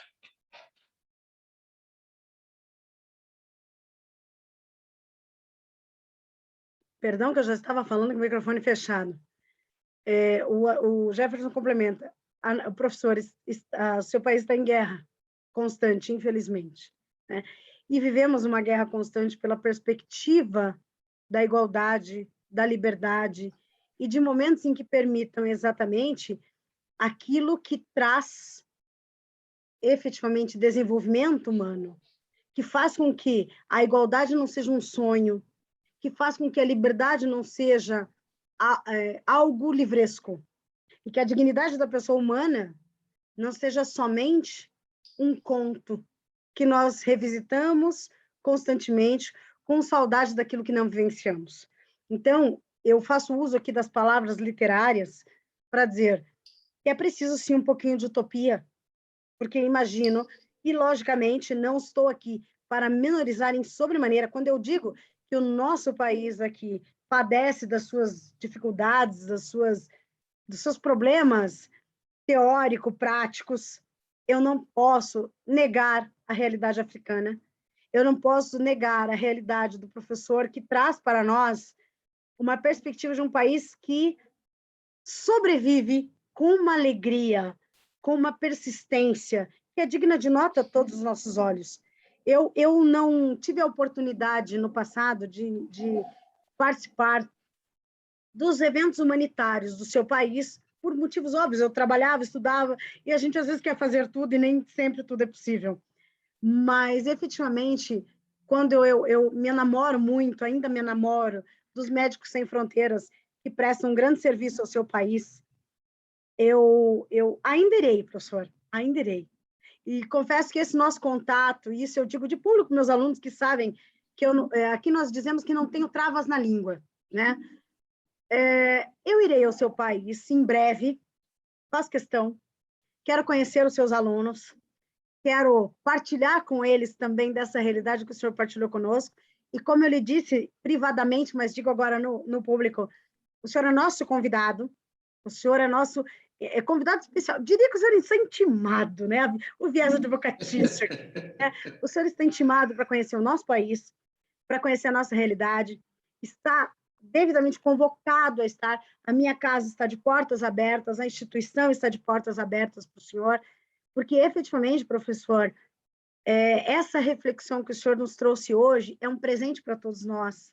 É muitas vezes perceber que a nossa realidade é difícil, de uma realidade em que estamos aqui a tergiversar sobre o preço da gasolina, sobre o preço do gás, sobre o preço da comida, sobre pessoas que se alimentam de bandinha de feijão, que não é o feijão completo, é um pedacinho, né? Que não é um feijão comercializável, que se alimentam de fragmentos de arroz, mas que efetivamente, professor, eu não tenho a menor intenção de dizer que no seu país essa realidade é menos dura, menos agressiva, de um país em que, e ainda assim eu reitero, vocês são um país de uma felicidade que me assombra, que eu ainda nem na psicologia encontrei explicação para tudo isso, né? É um país de gente que luta diuturnamente por um lugar, por uma representatividade, né? Pelas suas cores, pela sua bandeira, mas não do modo como se espera politicamente, né?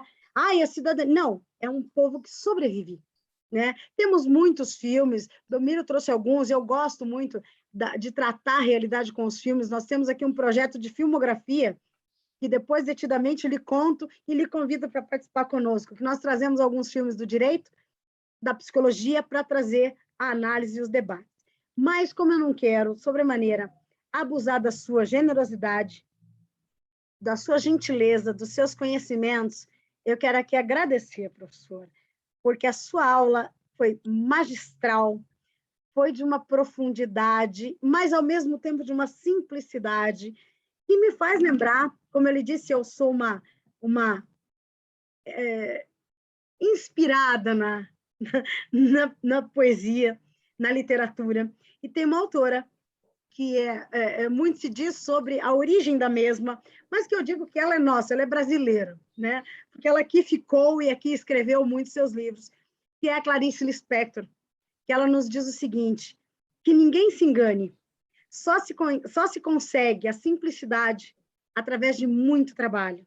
Professora, eu tenho certeza, e já dizendo, meus nobres alunos, que o professor, eu não combinei com isso antes, tá? Eu estou aqui a entalhar a nossa conversa e dizer que o livro 1 está aqui, mas que nós queremos ouvi-lo sobre o livro 2 muito em breve, né? Porque ele já está aí carreando o seu lançamento. Faço questão de mencionar a editora CRV, que vocês podem encontrar, que é a editora responsável pelo livro, mas com certeza, se me consultarem sobre o assunto, eu consigo fazer uma compra do livro para repassar a vocês, porque eu creio que seja uma leitura indispensável para os alunos, para os acadêmicos, e não é para a venda de livro, não, para o conhecimento do tema. Não que nós, autores, né, professor, não fiquemos aí vaidosos, envaidecidos com a aquisição da obra, mas mais importante que isso é o conhecimento que ela enseja. E tenho certeza, meus caros, que num futuro muito breve, quando essa pandemia nos deixar em paz, eu quero que o professor Anastácio venha até aqui para poder assinar o livro e fazer uma dedicatória. Será motivo de uma felicidade sem precedentes. Para fechar nossa sessão de hoje, como não poderia ser diferente, professor, eu sou uma adepta aqui de uma escritora paranaense chamada Helena Collodi. E eu quero dizer que ela tem uma frase que me acompanha a todo começo de aula, a todo final de aula e a todas as palestras que tenho oportunidade de participar. Ela diz o seguinte, Deus dá a todos uma estrela, uns fazem dela um sol, e outros nem sequer conseguem vê-la. O senhor certamente foi a nossa estrela de hoje, brilhou lindamente, intensamente para todos nós, e nós estamos aqui inebriados com o seu conhecimento. E digo aos alunos e ao senhor também, porque quero que retorne muito em breve, que possamos ter outras interações, muitas outras interações. E eu vou fechar com um autor que tem muito a ver com tudo que falamos hoje, que é o Guimarães Rosa, que ele nos diz o seguinte: o correr da vida embrulha tudo. A vida é assim, esquenta, esfria, aperta e daí afrouxa. Sossega e depois desinquieta. O que ela quer da gente é coragem. Então, parabéns pela coragem de escrever um livro, parabéns pela coragem de entender que o seu universo não se restringe ao seu país, mas também ao nosso. Então, eu quero lhe agradecer de coração ter lançado o livro no Brasil. Quero lhe agradecer pela persistência de ser docente. Hoje o senhor me reconfidenciou há quanto tempo da aula, eu não vou contar, mas tem muito tempo, senhoras e senhores. E nós estamos honrados, nós estamos inebriados com a sua presença, com a sua fala, e aqui eu encerro a sessão com uma segurança de que hoje os meus alunos tiveram uma presença honrosa de um maestro, de um professor, de um apaixonado pelas letras, de um apaixonado pelo conhecimento, e que só nos faz, de certa forma, sermos ainda mais entusiastas do conhecimento, do aprendizado e daquilo que é necessário para mudar esse mundo. E ainda que não seja possível mudar todo esse mundo, porque é um objetivo deveras gigantesco, nós podemos mudar pequenas situações, pequenas perspectivas e em pequenas pesquisas nos tornarmos grandes. Muitíssimo obrigada, professor.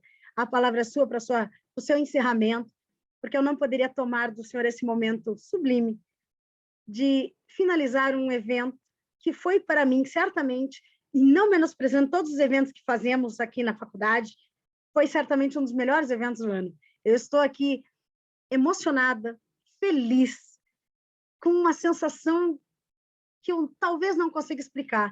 E como diz a psicanálise, quando nos faltam aí as palavras, é porque geralmente esse sentimento é muito mais do que oceânico e nós talvez não sejamos competentes para traduzir tudo aquilo que sentimos. Muitíssimo obrigada. A palavra é sua, professor. Obrigado, professora Thaís. Tem sido para mim, ao longo destas duas horas, 3 horas de tempo de interação, para mim um carinho muito especial ouvir esta empatia que está, enfim, me cobre de elogios, de mimos, e eu me sinto, enfim, quando diz que está extasiada, eu partilho do mesmo sentimento. Eu estou muito grato a todos os estudantes que, com muita atenção, têm estado a acompanhar esta conversa, é acima de tudo uma conversa. Sinto muito honrado por ter sido convidado a participar nesta interação e apresentar o meu livro. Sinto-me honrado também por poder partilhar aquilo que é a minha visão sobre o que está a acontecer no meu país e países como Angola e Guiné-Bissau, que são países irmãos, são países que atravessam momentos não muito bons, uns melhores que os outros, mas não tão diferentes. Aceito com muito prazer o vosso convite, que muito gentilmente me foi formulado de visitar o Brasil. Na verdade, eu conheço algumas cidades do Brasil, como disse, tenho estado no Belo Horizonte, BH, já estive na Rondônia, já estive em São Paulo, e penso Eu morei em muito Rondônia, breve. professor. Eu morei em Rondônia. Olá. De onde estou agora são 3.200 quilômetros aproximadamente. Então eu estive em Rondônia, em Porto Velho, e vou lhe mostrar uma coisa agora para ver. Eu morei numa cidade chamada Cacoal, professor, que é onde conheci a Isabela, perdão. Este é uma lembrança do Porto Velho. Que bonitinho, do trem! É uma lembrança do Porto Velho, que é a capital da Rondônia. Mas foi lá onde eu conheci a professora Isabela Coutinho. Isso. Pois tive a honra de ser convidado a fazer uma visita aérea à floresta da Amazônia, sobrevoamos, uma parte naturalmente, que não podemos ver tudo. Vimos o rio, o famoso rio, não é? Então, eu estava a dizer, para terminar, que estou muito honrado, muito satisfeito com o convite que me fizeram e retribuo na primeira oportunidade que a professora Thaís puder vir conhecer. Eu estou na Beira, não estou em Maputo. Maputo é a capital, eu estou na segunda cidade, que é a cidade da Beira. Pronto, vamos fazendo estas promessas mútuas. Sim, pois, porque estão todas elas condicionadas a esta pandemia. São agora 21 horas aqui e eu terei mesmo que sair a correr porque estamos em estado de calamidade e temos o recolher obrigatório que começa a vigorar a partir das 21 horas. É apenas para mostrar que estamos todos ainda em ambiente de Covid-19 e nem tudo o que nós sonhamos fazer podemos fazer. Sim, mas, felizmente, as tecnologias ajudam. O nosso sonho de partilhar as nossas ideias por via de uma palestra e uma conversa materializou-se. Estou agora muito aliviado, vou para casa, vou beber um copo de água e dizer, eu estive a falar com pessoas que estão a milhares e milhares e milhares de quilômetros. Então, uma boa noite a todos. Pelo mesmo carinho. Muito obrigado. Eu desejo a todos a continuação de um bom dia aí, para nós já é boa noite, e até breve. Até breve, professor. Muito grata. Que Deus o acompanhe sempre. Fraternal abraço. Nos vemos muito em breve, quando vamos aí a traçar outros projetos para que possamos aí desenvolvê-los. Foi uma honra imensa. Eu, em nome da Uniensino, Unifaesp, agradeço, em nome da coordenação do curso de Direito, em meu nome, Thaís Martins, eu agradeço imenso. Até breve, até uma breve oportunidade. Muito grata. Tchau, tchau a todos. Tchau. Senhoras e senhores, muitíssimo obrigada pela presença. Quero agradecer de imenso cada um de vocês, que eu sei que se afastaram aí de alguma atividade, de algum afazer, para estarem aqui conosco. Eu sou muito grata, muito honrada pela gentileza de cada um e cada uma de vocês. Estou aqui feliz, com o coração quentinho de alegria, porque isso faz muita diferença. Espero sempre, como eu digo a vocês, espero estar à altura dos sonhos de vocês, porque os sonhos de vocês são magistrais. E, efetivamente, os meus sonhos caminham de encontro aos seus, para que vocês possam aí ter o sucesso que tanto almejam, a felicidade que tanto almejam, e que essa felicidade não é que vocês a encontrem, que vocês busquem essa felicidade, que vocês sejam capazes, que vocês sejam competentes, que vocês sejam dignos de encontrar essa felicidade. É isso que eu desejo. Hoje, efetivamente, esse momento entra para a história do curso de Direito, para a história dos nossos grandes e fortalecidos partícipes da família Rino. Eu confesso a vocês, estou profundamente emocionada. Nem dos meus melhores sonhos, eu imaginei ser capaz de promover um evento dessa magnitude para vocês. E como vocês sabem, eu não fujo às minhas emoções, porque morrerei sim um dia, mas morrerei emocionada, morrerei íntegra das minhas emoções. E eu quero, se vocês me permitem, com alguma emoção, dedicar essa fala à minha mãe, que está assistindo, que está conosco. Eu quero dizer para minha mãe que tudo que ela sonhou para mim, eu fiz o possível para fazer valer.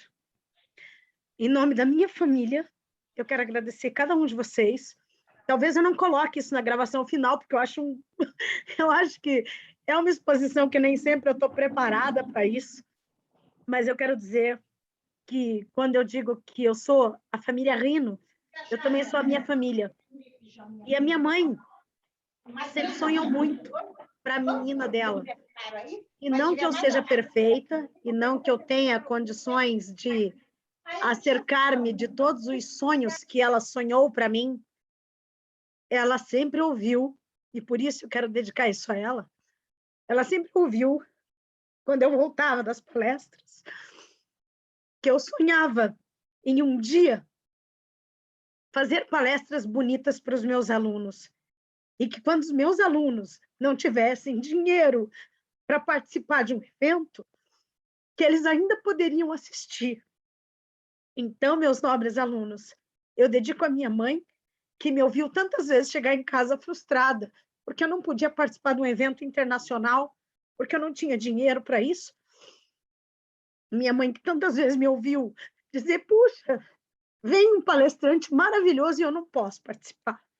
Hoje eu posso. Mas mais importante, meus queridos, amados alunos, mais importante do que eu poder participar é poder oferecer isso para vocês, tá? É com o meu coração que eu ofereço essa palestra para vocês todos e todas, porque vocês vão poder dizer que mesmo na faculdade, na Unifaesp, na Uniensino, não, na Unifaesp, Uniensino, eu tive uma palestra internacional, eu não paguei caro por ela, eu não precisei deixar de comprar uma coisa importante para minha casa para poder participar. É para isso que eu sonhei essa palestra para vocês, tá bom? Me perdoem a emoção, mas realmente hoje eu tive que voltar a muitos anos passados, num lugar muito difícil, mas que me trouxe até aqui. Então, eu ofereço, com todo o meu carinho, essa palestra à minha mãezinha, Helena, aos meus filhos, ao meu pai, ao meu namorado, que sabem o quanto eu sonho por vocês, tá bom? Muito obrigada, me perdoem a emoção, mas hoje foi muito intenso. Um dia conversaremos sobre isso, mais detidamente. Mas hoje eu só posso dizer obrigada por vocês terem fugido do seu trabalho, do seu estágio, dos seus afazeres para estarem aqui. Porque eu tenho certeza que o professor Anastácio, em breve, ele vai me escrever dizendo estou maravilhado. E é isso que eu esperava. Vocês são uma plateia de sonho. Muito obrigada. Do fundo do meu coração, eu me despeço dizendo obrigada, obrigada, obrigada por serem as minhas estrelas. Vocês são as minhas estrelas.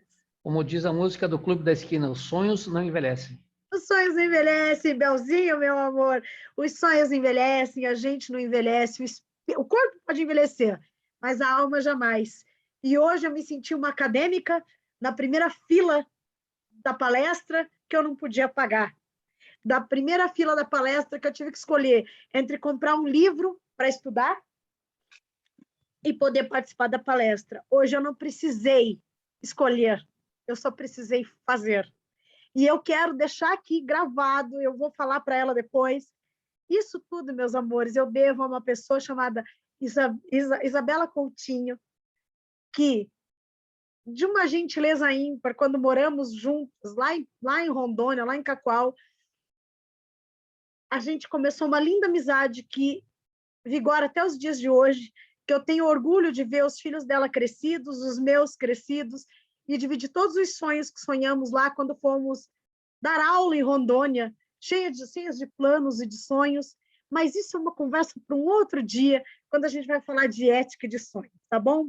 Ó, que Deus os abençoe a todos, muito obrigada, me perdoe novamente, eu me emocionei muito, eu estou muito emocionada, mas eu quero guardar esse momento com vocês, porque esse é o meu motivo de viver, porque se a vida não tiver e não couber na vida emoções reais, ela não serviu de nada, tá bom? Um beijo dessa professora que os ama, é uma enlouquecida por vocês, e que as críticas venham. Estamos aqui para trabalhar, não a fazer outras críticas, mas a continuar construindo, construindo e construindo. É o que melhor nós fazemos. Ó, família Rino! Família Rino! Professora, eu estou aqui trabalhando e ouvindo a tua palestra. Carrega o celular para todo lado para não perder. Ai, meu Deus, vocês matam esse coraçãozinho, vocês matam esse coraçãozinho. Eu amo todos vocês, se cuidem, nos vemos à noite na aula. Tchau, tchau.